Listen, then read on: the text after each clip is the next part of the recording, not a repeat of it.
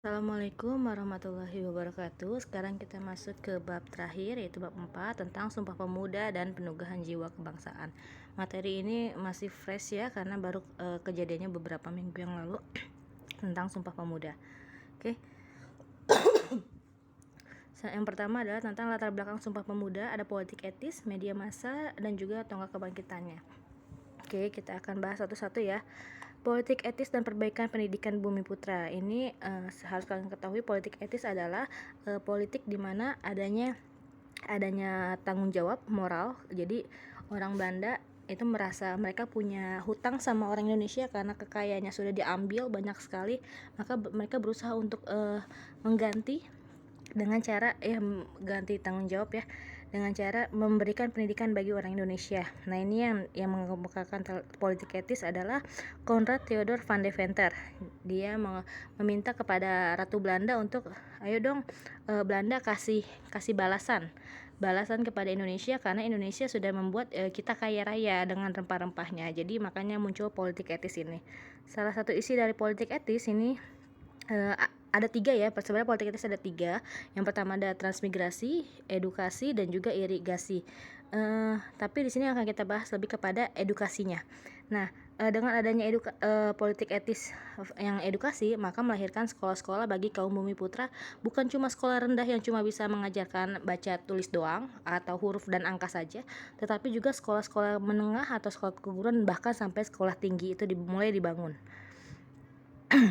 Lalu selanjutnya, media massa sebagai penyebar semangat kebangsaan. Jadi dengan adanya media massa seperti yang Ibu bilang kemarin ya, kita menjadi tahu berita-berita secara lebih cepat. Nah, ini peranan pers sangat memegang peranan penting untuk menyebarluaskan berita atau isu-isu nasionalisme yang sedang berkembang. Nah, salah satu surat kabar yang pertama dicetak oleh orang Indonesia atau kaum Bumi Putra adalah Medan Priai. Jadi media massa menjadi sarana komunikasi untuk menyebar semangat nasionalisme. Nah, lalu selanjutnya tonggak kebangkitan melalui organisasi pergerakan nasional. Dengan adanya politik etis itu melahirkan orang-orang cendekiawan, orang-orang pintar. Lalu mereka membuat organisasi. Nah, organisasi-organisasi inilah yang menjadi tonggak kebangkitan nasional. Ada yang pertama berdirinya Budi Utomo, lalu ada Sarekat Islam, lalu ada Indis Party, Perhimpunan Indonesia, organisasi keagamaan. Organisasi agama contohnya seperti Muhammadiyah, Nahdlatul Ulama, lalu Perkumpulan Politik Katolik Jawi. Lalu ada Partai Komunis Indonesia atau PKI, ada Partai Nasional Indonesia, ada Taman Siswa, ini yang didirikan sama Ki Hajar Dewantara. Lalu ada organisasi perempuan seperti Putri Mahardika, Kartini Fons, Keutamaan Istri yang ada di Jawa Barat, Aisyahnya punyanya yang di Jogja. Lalu ada Wanita Katolik. Nah, selanjutnya peristiwa peringkaran Sumpah Pemuda. Oke. Ini akan kita bahas sekarang. Organisasi kepemudaan itu tidak lepas dari peran pemuda ya. Jadi kita merdeka itu pasti ada peran pemuda di dalamnya sebagai generasi yang benar-benar memperjuangkan kemerdekaan kita. Nah, sejak tahun 1915 para pemuda sudah mempelopori organisasi daerah.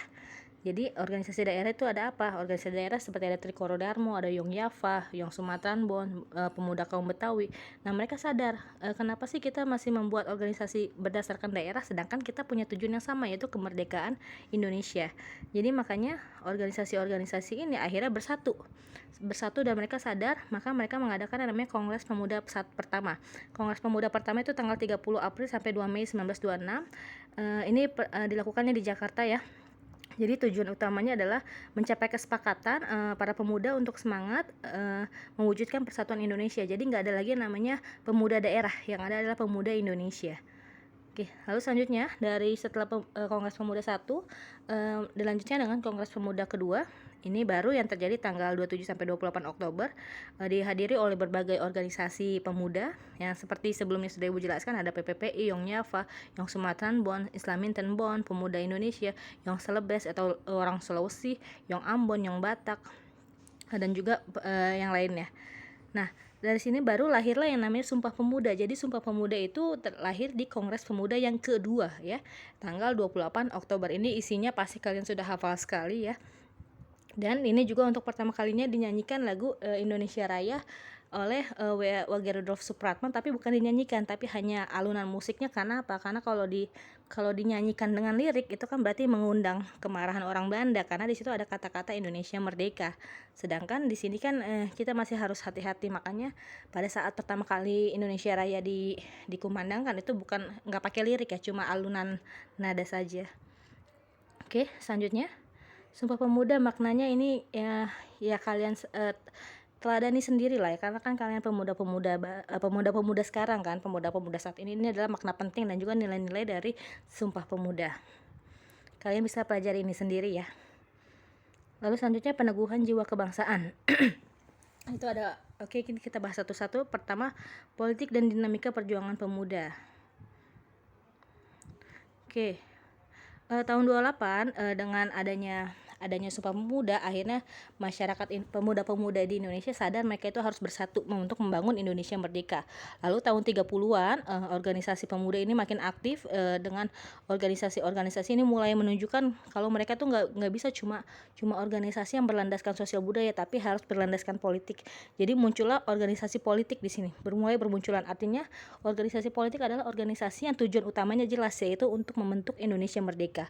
Karena kalau organisasi sebelumnya itu biasanya organisasi ekonomi, organisasi sosial, budaya, tapi dengan melahirnya organisasi politik tujuan utamanya jelas adalah kemerdekaan Indonesia. Nah, karena tujuan mereka jelas untuk memerdekakan Indonesia, ini banyak menimbulkan kemarahan dari pihak Belanda. Oleh karena itu banyak sekali organisasi yang dibubarkan, salah satunya adalah PNI, karena mereka terang-terangan ingin membuat Indonesia merdeka. Jadi perjuangannya memang sangat keras di tahun 30-an ini. Oke. Lalu selanjutnya terjadi Kongres Perempuan, di mana perempuan pun ikut turut andil dalam proses kemerdekaan Indonesia. Kongres Perempuan pertama diadakan di Jogja tanggal 22 sampai 25 Desember tahun 28. Inti dari Kongres Perempuan adalah mereka sepakat untuk membiayai semua kebutuhan perempuan-perempuan Indonesia yang kurang mampu, dan juga mengajak perempuan-perempuan Indonesia untuk sadar kalau dirinya itu penting gitu. Jadi selama ini kalau misalnya menganggap sekolah hanya untuk laki-laki, menganggap politik hanya untuk laki-laki, itu tidak benar. Jadi perempuan pun bisa. Dan juga yang paling penting adalah mencegah perkawinan di bawah umur. Karena apa? Perempuan itu berharga, dia berhak untuk menikah ketika memang sudah waktunya, bukan cuma menikah untuk menikah gitu aja gitu, tanpa adanya pembelaan dari dirinya. Jadi ini Kongres Perempuan termasuk salah satu kongres yang menghasilkan kepercayaan diri, meningkatkan kepercayaan diri perempuan kalau mereka itu berharga juga di dunia politik. Oke, lalu selanjutnya Fokras sebagai forum aspirasi politik. Nah, di sini maksudnya adalah Fokras itu adalah Dewan Rakyat ya. Jadi Dewan Rakyat di sini artinya Fokras mulai menjadi wadah perjuangan agar Indonesia mampu meraih kemerdekaan. Nah, ini adalah kerjaan Foksat. Pertama ada Fraksi Nasional, ada GAPI, dan juga pengajuan petisi Sutarjo. Oke, kalau misalnya kita kembali lagi ke sebelumnya ya. Jadi inti Foksat sebagai aspirasi Dewan Rakyat ini, mereka mengajukan ide kepada pemerintah, seperti misalnya petisi Sutarjo. Di isi petisi Sutarjo ini mereka meminta kepada pemerintah Belanda untuk kalau ada rapat-rapat, orang Indonesia ada di dalamnya. Jadi jangan sampai ada rapat tapi nggak ada perwakilan Indonesia di dalamnya. Nah, hal ini merupakan langkah besar. Karena apa? Dengan adanya orang Indonesia di dalam wakil rakyat, berarti kan keberadaan kita diakui sebagai sebuah negara. Oke, lalu ada pembentukan Gabungan Politik Indonesia, artinya partai-partai yang tadinya berpisah menyebar itu akhirnya bersatu.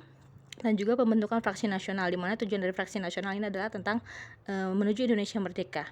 Oke, sekian tentang bab 4 tentang Sumpah Pemuda, dan ini merupakan akhir dari materi semester 1 sampai sini. Wassalamualaikum warahmatullahi wabarakatuh.